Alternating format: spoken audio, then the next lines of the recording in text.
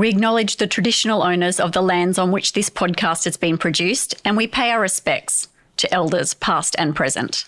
Most of us listen to respond rather than listen to just listen. They may spend more time providing a particular service or doing a particular task, but in the end, as long as they try to understand and communicate. When people are speaking to an older person, in this context, rudely or shortly, they might think that they're just working fast or whatever, but it's really obvious. We see it a lot.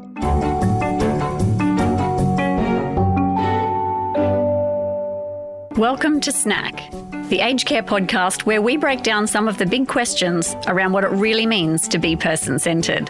I'm Dr. Andrea Petrisky. I'm a gerontologist and I'm passionate about hearing and sharing the real-life experiences of ageing. Today, we're talking about something that is not only one of the most important parts of care relationships, but also oftentimes one of the most problematic, and that's communication.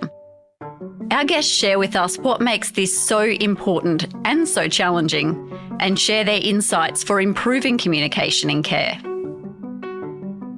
These are the kinds of issues that professional advocates can see a lot. So we spoke with Naomi and Renee, who are both advocates from ADA Australia. So Naomi, we know that communication's one of the big cause of complaints and issues that arise in care. What are some of the ways the personal care workforce can really look at or develop their own role in communication? Yeah, look, that's definitely true. Sometimes it helps to think about how we would like to be spoken to if we were a client. So it's really important that we treat them with respect. Allowing the client to be able to express how they are feeling and actively listen is really important. Most of us listen to respond rather than listen to just listen. Sometimes we can become reactive.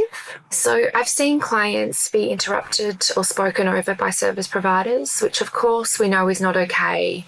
Just taking a moment to think before responding can be really helpful. Yeah, another factor is talking to clients so they can hear you. Okay, so what about clients who have hearing impairments? Does that impact on the relationship from a communication point of view? Great question, and yes, it does. A lot of clients I find do have hearing impairments or may have communication difficulties. I find speaking at a volume so that they can hear you whilst also not shouting at them. Also not trying to speak too fast is really important. If you aren't sure, it's okay to ask the client if they can hear you, okay, or if you are going too fast when talking to them. So stopping and saying, look, can you hear me okay? That's an okay thing to ask, and a lot of them do value that. It does let the client know it's safe to speak up, for them to speak up and let you know. A lot of clients think speaking up might embarrass you, so letting them know you are okay with them doing so helps foster a trusting relationship. Paying attention to how a client responds when we interact with them. Smiling when you see a client is so simple but very effective. It helps the client know that you're happy to be there to provide them a service. Validating a client's experience. So, if they are talking to you, saying things such as that sounds really difficult or sounds like it's been a hard time for you, that really is very valid and really makes that person feel listened to and heard. Renee also shared some great insights into the value of reflecting on our own practice and being open to feedback and learning for our own sake, as well as the benefit of the person we're supporting. So I think it's really crucial to have that self-reflection and do that reflective type of practice. So, when you've done a visit or something, say that you're having a particularly bad day and you think, oh my gosh, I think I was quite short with this person, for example. But it's really great if you say, you know what, last time that I was here, I just wanted to apologise because I was not having a great day, and I hope I didn't come across as, being short, or, acknowledging that there are some things that we do that might play a role in the service that we're providing, having chats and debriefs if it's available to you with colleagues. This is what I've done. This is what they're saying. This is what I've tried. Is there something that I might have missed, or is there something that I might be doing to contribute? Because sometimes people, and you've got to take into consideration that people do have different personalities, different diversity and those types of things. And one thing that I see a hell of a lot is people not wanting to work with or engage with people that have what people may describe as a difficult personality. But it's not realistic to think that everybody's going to be tickety-boo and all happy-go-lucky and never have a bad day themselves, or, you know, those types of things. So I think that we can make the mistake of going, well, he's rude to me, I'll be rude to him. And it just creates this big loggerhead of, you know, that argy-bargy between people. And I think it's also around practice makes perfect. You know, nobody feels comfortable at the start of their career or particular jobs having difficult conversations. But I think that it's a skill that people should really have and really look into because the conversations that you'll be having are actually really important. Yeah, so really keeping a dialogue open with people about, you know, a two-way respectful dialogue. Yeah, absolutely. And asking them about, you know, some of their life and that type of stuff. Like, I've worked with one person and they said to me, I haven't told these stories in over 20 years. And you could just see literally in front of your eyes a sparkle come back into their eyes and massive laughter and tears streaming down their face. And you just think, wow, like, I actually had such an enjoyable conversation, but for you that was life-changing. So much of our communication is actually not about what we say. So we asked both Naomi and Renee about non-verbal communication and how important it is in person-centeredness. So open body language, so thinking about how you're sitting or you're standing when you're talking to the client, nodding when they're talking, so that shows that you're listening to what they're saying, being mindful that you're not projecting your own stresses onto that person, you know, ensuring that when you're there, you're being present and you're mindful that you are focused on them and what they're saying and their needs. I have sometimes seen people working in the space and genuinely I'm at a loss as to why they'd be working in a service delivery type role or interacting with humans, because they couldn't be making it any more clear that they don't want to be there. And that comes across in everything, whether, you know, it's the way that people are spoken to or about, whether that's the, you know, pushing everything away and saying, oh, you've unplugged this again. Well, it's their own home, so it's actually okay if they did do that or if they struggled. And also being aware of how difficult some things are that we might find quite easy. You know, if you've got a PowerPoint that's under your desk in your office, for example, and you're on your hands and knees and you're thinking, goodness me, I'm banging my back and I can't get the plug in. And, you know, if that was every single thing that you were trying to do was a lot more difficult than it used to be. And, you know, that's compounded if it's, you know, I can't turn my taps on properly anymore. I can no longer use knives anymore. I think that if you think about that compounding effect overall of those things and then be mindful of, you know, showing your frustration, I think, you know, you can take a couple of deep breaths, do the best that you can, and then, you know, sing it out in the car on your way from leaving with the client. There's a whole range of skills and strategies you can develop in communication, including particular ways of asking questions to help someone open up to you and get to understand them. When we spoke with Jenny, for example, she talked about the gentle inquiring approach that ACAT assessors use in the short time they have with people, and the importance of how you then respond to that information to help build up trust and your understanding of their perspective.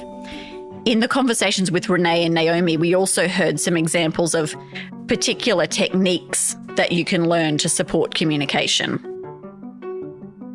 Well, I had my strokes in 1998.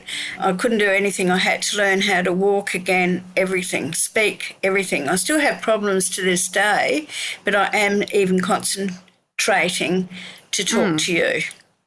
So what are some of the important things you think carers, professional carers, can do to support people better who have difficulty communicating? Well, I think, I'm at the moment trying to work on a little card that sort of says, I'm a stroke survivor. Communications is difficult, so please be easy and, listen to what I can get out. I'm trying to get that one going for people that have had strokes because they have aphasia and I couldn't talk properly or anything like that. And I think, if someone says something and, you can burst into tears at a drop of a hat or walk away because you can't get the words out.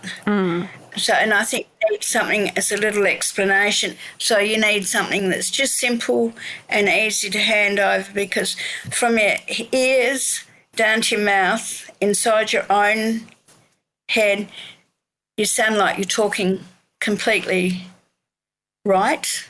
Everything's perfect, but what comes out with your muscles, if they've been damaged, you don't hear.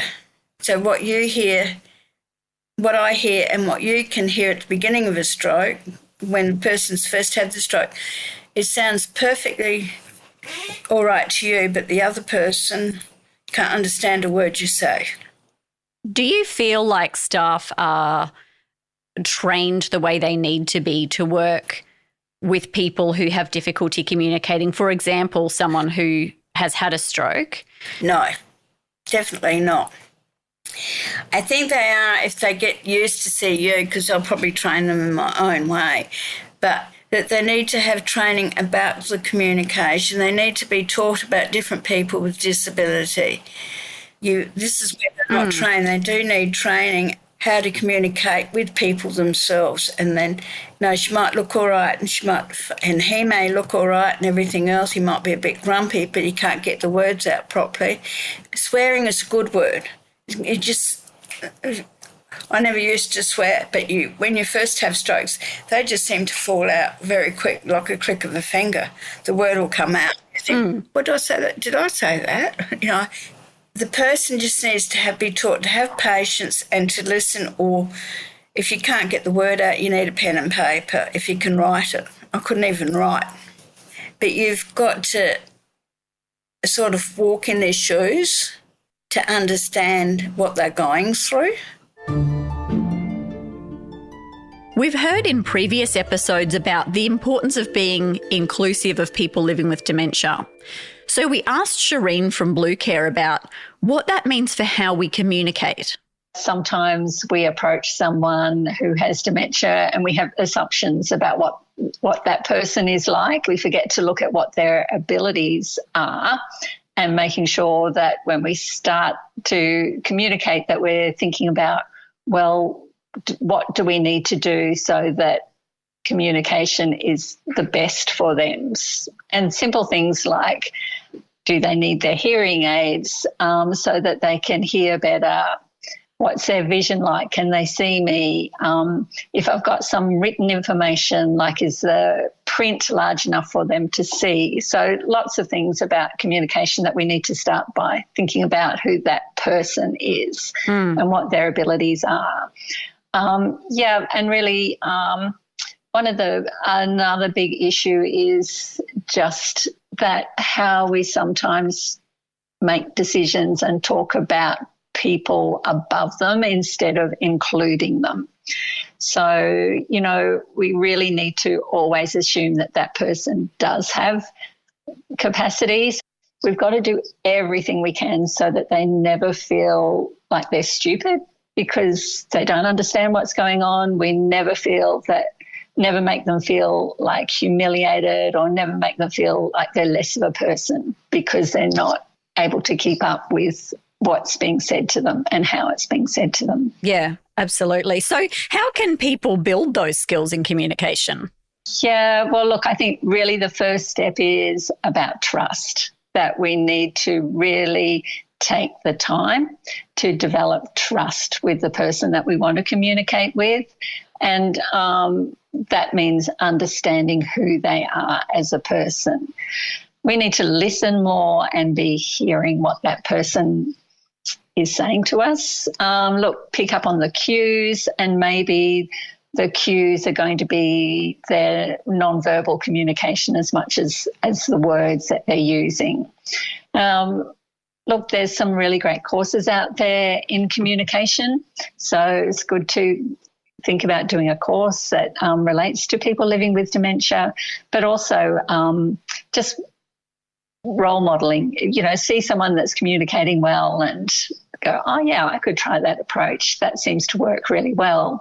Because there's a particular skill too in being able to notice and reflect on and really learn from the cues that people are giving as well. If you are speaking too quickly or making someone anxious by the way that you're communicating with them, there's a kind of skill in the awareness of being able to pick up on that and respond to it, isn't there?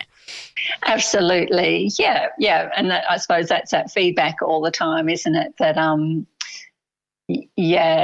that if they're becoming confused, not to think, oh, that's their dementia, but to think what's happening for this individual person that's making them like this. What is it got to do with something that I need to change in my behaviour needs to be different when I'm working with this person. Yeah. And so what I'm hearing from you is also about creating a space where people can trust you, that you're going to give them the space to process, to think, to respond in the way that works for them. Yeah, that's right. And that's so important for someone who's living with some problem, who may have difficulty processing language, that they don't want to be totally shut down because they're not answering quickly, but they need that space and time to be able to process and think of a way that they can communicate their needs back to you. What we've been hearing in today's episode is that communication is a skill, an absolutely vital skill, and one that you can learn and develop. Importantly, I think we heard a clear message that communicating isn't just about what you say, but how you say it, how you act, and how you are with someone. And you need to be able to adapt to people, their particular communication needs, which might not be obvious to you. We've heard a couple of examples in this episode of health or cognitive issues that might present different communication needs, but there is, of course, much more to know than we could fit into this episode. So it's important to be open to reflecting on how you do things, hearing what you might need to do differently, and developing this as a skill set. That's today's snack. Thank you so much for joining us, and a big thank you to our guests for sharing their insights and ideas. If you want to find out more, you'll find some great resources and other good stuff on our website, cotaqld.org.au. You'll find links in the show notes. And please don't forget to subscribe wherever you get your podcasts to make sure you get the next episode as soon as it's out. Until next time, thanks again and goodbye from the COTA Queensland team. This podcast is part of the Home Care Workforce Support Program, which received grant funding from the Australian Government.